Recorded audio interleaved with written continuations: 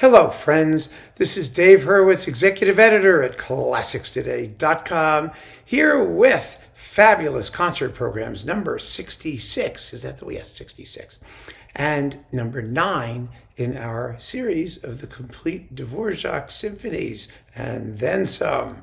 Yeah, well, what are you going to say about the New World Symphony?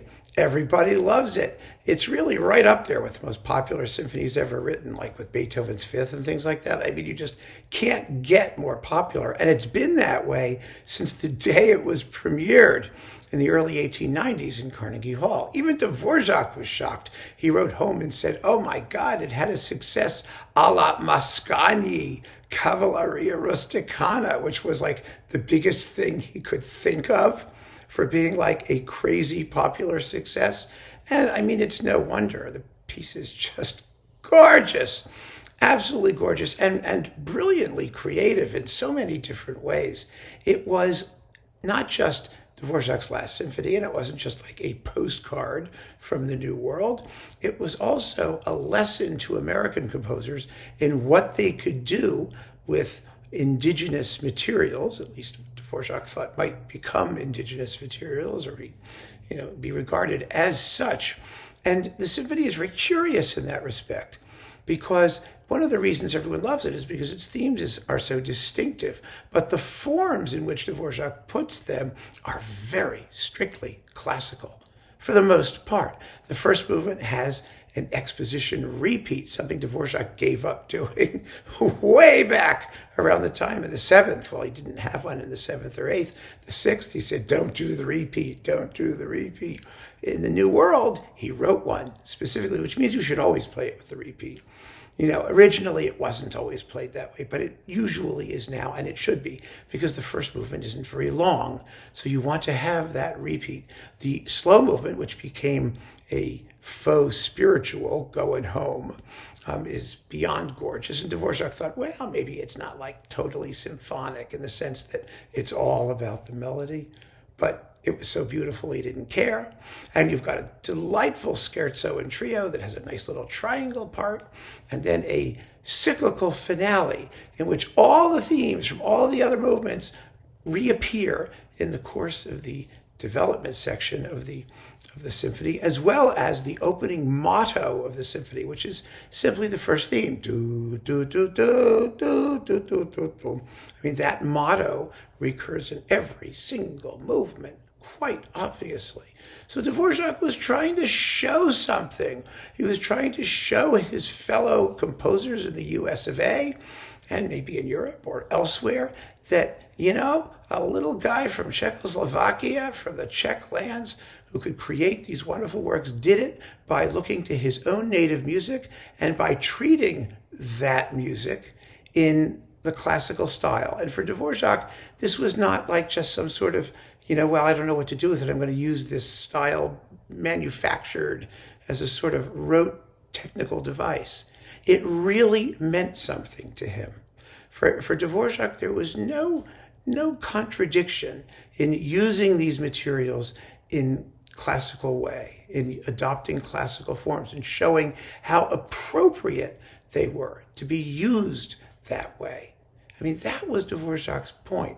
And it's something that a lot of people since have not really understood or not been terribly sympathetic to, but it really deserves to be taken very seriously, especially in these woke days. I think it really is an object lesson in the fact that there's only good music and bad music, and that the mixing of cultures and the mixing of styles and traditions is a good thing, because works of incredible beauty and genius can result from that process. And this is the case. So we've got the New World Symphony. We have to put it on the second half. What are we going to do with it? Well, I had a thought. My thought was just, the ninth is from the New World. Let's do a program of musical travel logs, but very different ones. Not, postcards, let's just call it. Postcards from abroad, wherever abroad happens to be. So we begin the first half with Ibert, Jacques Ibert's Escales, Ports of Call. 3 marvelous movements from 3 different places in the world, evocative and delightful and very, very French. And it used to be like an incredibly popular work. And now it's just vanished like poof. It's as if it never existed. You never hear about it. It doesn't get recorded. I mean, Ibert is a composer who wrote a lot of very interesting music that would be worth discovering. There have been some Ibert projects on independent labels. I think Chandos did one, Hyperion's got one. But boy, what happened to Escales? I mean, all the major people did it. Munch did it, Ormandy did it. It was like a big deal. So let's bring it back. It's marvelous fun. So after Escales, we need a concerto sort of thing. And for this concerto sort of thing, I have a real novelty. Ernesto Halffter's Rapsodia Portuguesa for piano and orchestra. Now, Halffter's a Spanish composer, and I guess a Spanish composer writing about Portugal is not like terribly exotic. But that's not the point. The point is the piece is marvelous, and it deserves to be heard. It's about concerto length. It's about 20 minutes long, 18 to 20 minutes. The same length as like Ravel's left-hand concerto. And Ravel is the operative stylistic parameter here because Halffter was heavily influenced by Ravel, and then he had a wonderful neoclassical turn. But like so many Spanish composers, he only wrote like 5 pieces of music. I mean, there's just very little. Really very little. And the Rapsodia Portuguesa is a masterpiece. An absolutely fabulous work that deserves to be played and that will delight any audience. It's full of wonderful orchestration and glittery colors and fabulous virtuoso piano writing. And oh my goodness, we're going to do it, damn it. So that's the first half. We have two postcards from abroad. Then we have intermission. And I don't want to just start with the New World Symphony. I want to have an introduction to it just because it's fun. And my introduction is Holst, Beni Mora. Nobody plays that either, damn it, and it's fantastic. It's based on like African, Algerian, quasi-exotic, that kind of stuff. Near Eastern music. And oh, it's wonderful. Oh, I love the piece. It's got some really great tunes. There's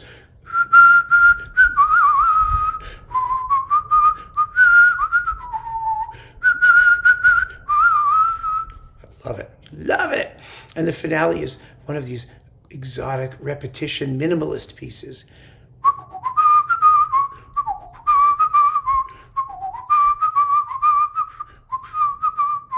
That little themelet initially in the flutes runs through the entire piece with all this stuff happening on top of it.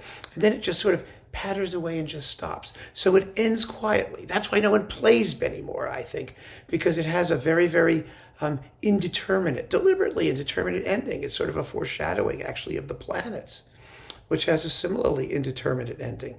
So Beni Mora makes a fabulous introduction to something else, in this case, the New World Symphony. So there you have it, 4 fabulous postcards from abroad. Play them at home. You'll never hear them live. Makes a great program. So keep on listening, friends, and thanks for joining me. Take care.